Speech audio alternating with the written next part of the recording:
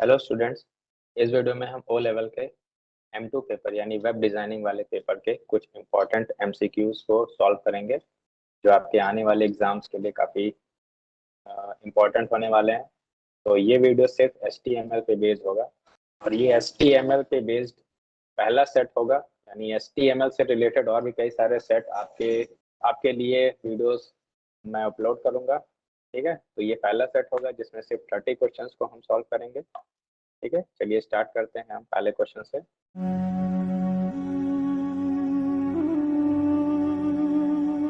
पहला क्वेश्चन है कि ब्राउजर किसी टैग की विशेषताओं को तब तक लागू करता है जब तक वह डैश टैग का सामना नहीं करता है। तो ब्राउजर किसी टैग, जैसे मान लीजिए डी टैग है, डी टैग का काम किसी भी टेक्स्ट को बोल्ड करने के लिए यानी गाढ़ा काला करने के लिए होता है। तो जब भी आप किसी कंटेंट को बोल्ड करना चाहते हैं तो आप डी टैग को ओपन करेंगे। तो बी टैग ओपन करने से वो के बाद लिखे सभी टेक्स्ट को बोल्ड कर देगा और ये उन सभी टेक्स्ट को बोल्ड करता रहेगा जब तक कि आप उस टैग को बंद यानी क्लोज नहीं करेंगे। तो किसी भी टैग की प्रॉपर्टीज को ब्राउजर तब तक लागू करता है जब तक वह क्लोज टैग का सामना यानी उस टैग को जब तक आप बंद नहीं करेंगे तब तक उस टैग की प्रॉपर्टीज को लागू किया जाएगा। इसका सही जवाब है क्लोजिंग टैग। दूसरा क्वेश्चन है, HTML कोड है जो वेब पेज के कंटेंट की अपीयरेंस यानी दिखावट को कंट्रोल करते हैं। तो वो क्या चीजें हैं जो वेब पेज के कंटेंट्स को दिखाने में मदद करते हैं? तो उनको हम कहते हैं टैग्स। फॉर एग्जांपल जैसे मैंने लिखा है टेक्स्ट, ठीक है, तो अब ये पैराग्राफ है या हेडिंग है या ये क्या चीज है, ये कैसे पता चलेगा? तो ये पता चलेगा कि ये किस टैग के अंदर लिखा गया है। तो अगर आप इस कंटेंट को पी टैग के अंदर लिखेंगे तो इसका मतलब ये पैराग्राफ है। अगर आप इसे H1 टैग के अंदर लिख देंगे तो इसका मतलब कि ये एक हेडिंग है। तो किस टैग के अंदर आप क्या कंटेंट लिखते हैं वो टैग बताता है कि वो कैसे दिखाई देगा। तो इसका सही जवाब है टैग्स। तीसरा क्वेश्चन देखिए, इसमें से क्या सही है? तो आपने बी टैग को ओपन किया, कंटेंट लिखा और बी टैग क्लोज नहीं किया, आपने फिर से बी टैग को ओपन कर दिया। देखिए, टैग को बंद करने के लिए हम एक ये चिन्ह यूज करते हैं जिसको हम कहते हैं फॉरवर्ड स्लैश। फॉरवर्ड स्लैश एक स्लैश चिन्ह है जो टैग को बंद करना दर्शाता है। तो आपने बंद नहीं किया हुआ है, यहाँ पे आपने पहले बंद कर दिया है जबकि ओपन ही नहीं किया है। यहाँ आपने ओपन किया है फिर बंद किया है, तो बीच की चीजें आपका बोल्ड यानी गाढ़ा काला काला दिखाई देगा। तो ये इसका सही जवाब है। यहाँ पे आपने वे टैग को बंद करके रखा, तो इसका सही जवाब है सी। चौथा क्वेश्चन देखिए, इसमें से इनलाइन इमेज के लिए समान सिंटेक्स क्या है? तो जब भी आप फोटो लगाते हैं आप IMG टैग का यूज करते हैं, ठीक है, और IMG एक इम्पटी टैग है, मतलब आप ओपन और अलग क्लोज आप इस टैग को नहीं करते हैं। ठीक है, तो ये गलत तरीका है। आप उसी में टैग को ओपन करेंगे और क्लोजिंग चिन्ह को भी लगाएंगे ताकि वो उसी में ओपन और बंद भी हो जाए। तो ये इम्पटी टैग्स होते हैं। ठीक है, तो इसका सही जवाब है ये लास्ट वाला डी। ठीक है, तो अपने फोटो लगाने के लिए IMG टैग लिखा। SRC फोटो के सोर्स को दर्शाता है, यानी आपका वो कौन सा फोटो है, किस फोल्डर में, किस कंप्यूटर में, किस जगह पर रखा है, वो दर्शाता है URL से। तो इसका सही सिंटेक्स है ऑप्शन डी। क्वेश्चन पांचवा है, अगर आपको एक लिंक बनाना है तो आप कौन सी प्रॉपर्टी का यूज करते हैं टैग के अंदर? तो लिंक बनाने के लिए हम जानते हैं कि एंकर टैग का यूज करते हैं और ये कंटेनर टैग है। कंटेनर टैग ऐसे टैग्स होते हैं जिनके अंदर कंटेंट होता है और ओपन और क्लोज उनको हम अलग अलग करते हैं। तो टैग के अंदर हम किस प्रॉपर्टी का यूज करते हैं लिंक बनाने के लिए? तो एंकर टैग के अंदर एक प्रॉपर्टी यानी एट्रीब्यूट है href, और यहाँ पे हम लिखते हैं एक URL जो फाइल आपको ओपन करना है। ठीक है, तो href का पूरा नाम होता है हाइपरलिंक रेफरेंस। ये एट्रीब्यूट हम लगाते हैं लिंक बनाने के लिए। HTML टैग्स हैं, तो HTML टैग केस इनसेंसिटिव है। केस इनसेंसिटिव का मतलब अगर आप p टैग यानी पैराग्राफ टैग बनाना चाहते हैं तो आप इसे लोअर केस में भी लिख सकते हैं, आप इसे अपर केस में भी लिख सकते हैं। तो केस मैटर नहीं करता है, केस मायने नहीं रखता है, इसलिए HTML टैग केस इनसेंसिटिव होते हैं। नंबर 7वां है, इसमें से कौन सा पथ यानी पाथ HTML में सपोर्ट करता है? तो इसमें से आप एब्सोल्यूट भी यूज कर सकते हैं, रिलेटिव भी यूज कर सकते हैं, यानी इसका सही जवाब होगा both A and B. Absolute और रिलेटिव पाथ होता क्या है आपको बता देता हूँ। जैसे अगर किसी HTML की फाइल है आपके पास, ठीक है, और आप इसमें फोटो लगाना चाहते हैं, ये फोटो वाली फाइल है, ठीक है, तो आप HTML में अगर फोटो लगाना चाहते हैं तो आप सीधे इस फोटो का नाम लिख सकते हैं। तो ये हुआ रिलेटिव पाथ, सिर्फ नाम लिख के आप उस फोटो को ऐड कर पा रहे हैं, मतलब ये दोनों एक ही लोकेशन पर हैं जिससे नाम से ढूंढा जा सकता है। और एब्सोल्यूट पाथ का मतलब होता है कि HTML फाइल और इमेज फाइल दोनों कंप्यूटर के अंदर अलग अलग जगह पर हैं, या अलग अलग कंप्यूटर में भी या सर्वर्स में भी हो सकते हैं, तो वहां आपको पूरा पाथ लिखना पड़ेगा, कंप्लीट एड्रेस लिखना पड़ेगा, तो उसको हम कहते हैं एब्सोल्यूट एड्रेस या एब्सोल्यूट पाथ। तो दोनों सपोर्ट करता है HTML में, तो इसका सही जवाब है और ए दोनों। क्वेश्चन 8 देखिए, HTML का पूरा नाम आपको बताना है। HTML stands for H for hyper, T for text, M for markup, hypertext markup language, ये C वाला इसका सही जवाब। क्वेश्चन 9, टेक्स्ट को बोल्ड करने के लिए सही HTML टैग कौन सा है? टेक्स्ट को बोल्ड आप स्ट्रॉन्ग टैग से भी कर सकते हैं, टेक्स्ट को बोल्ड आप डी टैग से भी कर सकते हैं, तो इसका सही जवाब होगा both A and C. Question 10, which attribute is used to name an element uniquely? किसी भी एलिमेंट को अनोखा नाम देने के लिए किस एट्रीब्यूट का उपयोग किया जाता है? तो आईडी एट्रीब्यूट का उपयोग किया जाता है किसी भी एलिमेंट को एक अनोखा नाम देने के लिए, ठीक है। तो अब ये पैरा नाम आपने इस एलिमेंट की आईडी सेट किया है, तो इस एलिमेंट को आप इस आईडी से पूरे HTML में ढूंढ सकते हैं या आइडेंटिफाई कर सकते हैं। स्पेशल फॉर्मेटिंग कोड जो HTML डॉक्यूमेंट में कंटेंट को दिखाने के लिए उपयोग किया जाता है। तो HTML फाइल के अंदर आप क्या चीजें दिखाना चाहते हैं, यानी क्या कंटेंट दिखाना चाहते हैं, वो सब परिभाषित किया जाता है टैग्स के द्वारा, ठीक है। अगर फोटो दिखाना है तो आप IMG टैग लगाएंगे, अगर आपको पैराग्राफ बनाना है तो आप P टैग लगाएंगे, अगर आपको हेडिंग बनाना है तो H1 से लेकर H6 तक 6 लेवल्स की हेडिंग होती है, किसी का भी यूज कर सकते हैं, तो टैग्स का उपयोग किया जाता है, ठीक है।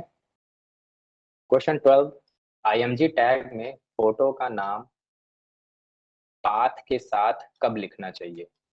तो अगर आप एक फोटो लगाना चाहते हैं तो आपको उस फाइल का नाम और उसका पूरा लोकेशन, यानी कि वो किस ड्राइव में है, किस फोल्डर में है, ठीक है, ये पूरा लोकेशन अगर आप लिखना चाहते हैं, ये पूरा आप पाथ कब लिखते हैं और ये फाइल का नाम आपको दोनों लिखने की जरूरत कब पड़ती है, यही पूछा जा रहा है इसमें। तो जब आपका HTML वाला फाइल और इमेज वाला फाइल अलग अलग लोकेशंस पे होते हैं, तब आपको ये कंप्लीट पाथ उस फोटो के नाम के साथ लिखने की जरूरत पड़ती है, तो इसका सही जवाब है बी। क्वेश्चन 13 है, एक फोटो यानी पिक्चर दिखाने के लिए किस टैग का यूज किया जाता है? फोटो दिखाने के लिए आप IMG टैग का उपयोग करते हैं, और इसमें एक एट्रीब्यूट यूज होता है SRC, फोटो का लोकेशन बताता है कि फोटो कहाँ पे रखा हुआ है, ठीक है, तो इसका सही जवाब है डी, IMG टैग। क्वेश्चन 14 है, HTML डॉक्यूमेंट में पहला टैग क्या है? तो किसी भी HTML फाइल के अंदर तो सबसे पहला टैग हम लगाते हैं वो HTML टैग होता है, तो इसका सही जवाब है बी, HTML।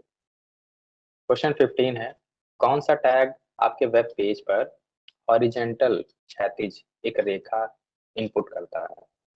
तो अगर वेब पेज में आपने कुछ लिखा है, ऊपर कुछ लिखा है, नीचे कुछ लिखा है, बीच में आपको एक लाइन खींचना है, तो आप HR टैग का उपयोग करेंगे, जिसका पूरा नाम है हॉरिजॉन्टल रूल। ठीक है। क्वेश्चन 16 है, हाइपरलिंक बनाने के लिए सही HTML कोड क्या है? तो हाइपरलिंक बनाने के लिए आप एंकर टैग लगाते हैं और इसमें एक एट्रीब्यूट होता है href, और इसमें आप लिखते हैं URL, यानी कौन सी फाइल आपको ओपन करना है लिंक पर क्लिक किए जाने पर, और फिर यहाँ पे आप कुछ क्लिक करने वाली कंटेंट यानी टेक्स्ट लिखते हैं, और फिर एंकर टैग को आप बंद करते हैं। तो इसमें आपको कई सारे सिंटेक्स सेम नजर आ रहे हैं, लेकिन जब किसी वेबसाइट का नाम लिखा जाता है तो प्रोटोकॉल और www लगा के लिखा जाता है। तो इसका सही जवाब है डी। देखिए, सी सही जवाब नहीं है क्योंकि एट्रीब्यूट में HERF लिखा हुआ है, जबकि सही होता है HREF, हाइपरलिंक रेफरेंस। डी आपका सही जवाब है। क्वेश्चन 17 देखिए, कौन सा टैग फॉन्ट साइज को बड़ा दिखाता है? तो किसी भी टेक्स्ट को जिसका टेक्स्ट साइज या फॉन्ट साइज थोड़ा छोटा है, इसको थोड़ा और बड़ा दर्शाना है, तो आप यहाँ पे बिग टैग का यूज कर सकते हैं। क्वेश्चन 18, वेब पेज पर लिंक बनाने के लिए HTML का सही सिंटेक्स क्या है? तो हमने बताया था पहले एंकर टैग, फिर HREF, एक लिंक ओपन करने वाले फाइल को बताने के लिए कौन सा फाइल ओपन होगा जब क्लिक किया जाएगा टेक्स्ट पर।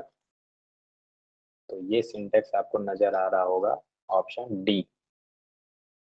ठीक है। ऑप्शन बी गलत है क्योंकि आपने वो कंटेंट नहीं बताया है जिस पे क्लिक किया जाएगा, तो ये सही जवाब नहीं है, सही जवाब होगा डी।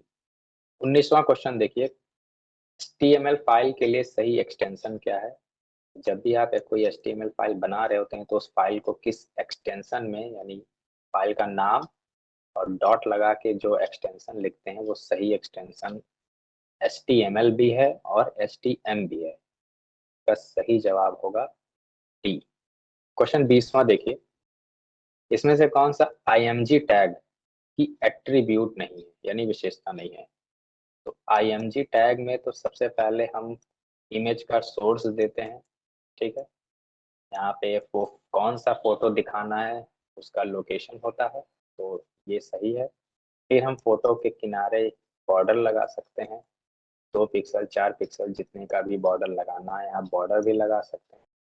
फिर इसी टैग के अंदर आप ALT एट्रीब्यूट का भी यूज कर सकते हैं, जो फोटो के स्थान पर कोई टेक्स्ट लिखा हुआ दिखा सकता है। जैसे हमने लिखा ए ट्री, तो एक पेड़ का फोटो है वो, ये बताने के लिए हमने ALT एट्रीब्यूट यूज किया। ये ध्यान रखिएगा, ये नाम तभी दिखाई देगा जब फोटो दिखाई नहीं देगा। जैसे ब्राउजर कभी कभी फोटो लोड नहीं कर पाता या फोटो डिलीट हो गया है, वहां है नहीं, वो ढूंढ नहीं पा रहा है, तो फोटो के स्थान पे ये टेक्स्ट आपको लिखा हुआ दिखाई देगा, तो फिर आप इस टैग को बंद कर सकते हैं। तो इसका सही जवाब होगा डी, जो कि IMG टैग में इस्तेमाल नहीं होता है। नंबर 21वां, CSS का पूरा नाम क्या है? CSS का पूरा नाम है कैस्केडिंग स्टाइल सीड्स। ये एस आप ध्यान रखिएगा, लास्ट में सीड्स में आप एस लगा हुआ पाएंगे। क्वेश्चन 22वां है, कौन सा कथन या स्टेटमेंट सही है? तो यहाँ पे HTML के पेज के स्ट्रक्चर की बात की जा रही है, तो सबसे पहले HTML टैग होता है, फिर इसके अंदर हेड टैग होता है, हेड के अंदर टाइटल टैग होता है, टाइटल के बाद आप हेड क्लोज कर सकते हैं, फिर बॉडी टैग होता है, बॉडी के अंदर पैराग्राफ हेडिंग होते हैं, फिर बॉडी टैग क्लोज कर देते हैं आप, फिर आपका HTML टैग क्लोज हो जाता है। तो अब बॉडी के अंदर टाइटल टैग है, बॉडी के अंदर टाइटल टैग नहीं है। हेड के अंदर HTML टैग है, हेड के अंदर HTML नहीं है। HTML contains only body tag, तो HTML के अंदर हेड भी है और बॉडी भी है, तो ओनली बॉडी नहीं है। HTML कंटेन्स हेड, तो HTML के अंदर हेड है, ये सही जवाब है। 23वां क्वेश्चन है, निम्नलिखित में से कौन सा HTML टैग एक लाइन ब्रेक यानी लाइन चेंज इंसर्ट करेगा आपके वेब पेज पे? तो P से पैराग्राफ बनाते हैं, ब्रेक पूरा नहीं लिखते हैं, BR सिर्फ लिख के आप लाइन चेंज कर सकते हैं। ठीक है, तो ये सही जवाब होगा इसका। क्वेश्चन 24, निम्नलिखित में से कौन सा H1 टैग को दाईं ओर अलाइन करेगा यानी ले जाएगा के लिए सही लिखा हुआ है? तो H1 टैग में जो भी कुछ हेडिंग में लिखा हुआ है उसको अगर आपको राइट साइड ले जाना है तो अलाइन एट्रीब्यूट यूज करिए, और इसमें वैल्यू आप दीजिए, राइट साइड ले जाना है तो राइट लिख दीजिए। ठीक है, डी वाला ऑप्शन आपका सही है। क्वेश्चन 25, हम HTML कोड को लिख सकते हैं। तो HTML कोड को लिखने के लिए आपको एक टेक्स्ट एडिटर चाहिए, जैसे आप नोटपैड का यूज कर सकते हैं या आप नोटपैड प्लस प्लस का यूज कर सकते हैं। ठीक है, आपके पास इसके अलावा भी कई सारे एडिटर्स आपको मिल जाएंगे। क्वेश्चन 26 है, HTML टैग्स घिरे होते हैं किस ब्रैकेट के द्वारा? तो किसी भी HTML टैग को लिखने के लिए हम ये जो ब्रैकेट्स यूज करते हैं, इस ब्रैकेट्स का नाम है एंगल ब्रैकेट्स। ठीक है, ये ओपन एंगल ब्रैकेट है यानी ये ओपन करने को दर्शाता है, ये क्लोज एंगल ब्रैकेट है, ये बंद करने को दर्शाता है। सही जवाब है एंगल ब्रैकेट। HTML को माना जाता है, HTML एक मार्कअप लैंग्वेज है। इसे मार्कअप लैंग्वेज क्यों कहते हैं? क्योंकि ये चिन्हित करते हैं, जैसे हमने लिखा टेक्स्ट, अब ये पैराग्राफ है, हेडिंग है, ये क्या चीज है? तो ये चिन्हित करने के लिए इसके पास टैग्स होते हैं। तो HTML एक मार्कअप लैंग्वेज है जो कंटेंट को चिन्हित यानी मार्क करता है और ब्राउजर को बताता है कि उसको कैसे दिखाना है। ठीक है, तो इसका सही जवाब है डी। क्वेश्चन 28 है, HTML टैग के ओपनिंग टैग को भी कहा जाता है, यानी ओपनिंग टैग का दूसरा नाम क्या है? तो ओपनिंग टैग को हम स्टार्टिंग टैग कहते हैं, यानी जब भी हम कोई टैग ओपन करते हैं तो उसको हम शुरू भी करना कहते हैं, और जब उस टैग को बंद करते हैं तो उसको हम एंडिंग भी कहते हैं या क्लोज टैग भी कहते हैं। तो ओपन के टैग को हम स्टार्टिंग टैग भी कहते हैं। क्वेश्चन 29 है, वह सॉफ्टवेयर जो HTML डॉक्यूमेंट्स को पढ़ सकता है और दिखा सकता है, तो वो ब्राउजर यानी वेब ब्राउजर कहलाता है, जो HTML फाइल को ओपन कर सकता है, पढ़ सकता है और डिस्प्ले कर सकता है। क्वेश्चन 30 है, किसी भी वेबसाइट का पहला पेज क्या कहलाता है? तो किसी भी वेबसाइट का पहला पेज होम पेज कहलाता है। तो इस वीडियो में हम सिर्फ 30 तक के क्वेश्चंस को कवर करेंगे, कि आगे आने वाले वीडियोस में आपको दूसरे सेट और तीसरे सेट को भी सॉल्व करके दिखाऊंगा। धन्यवाद।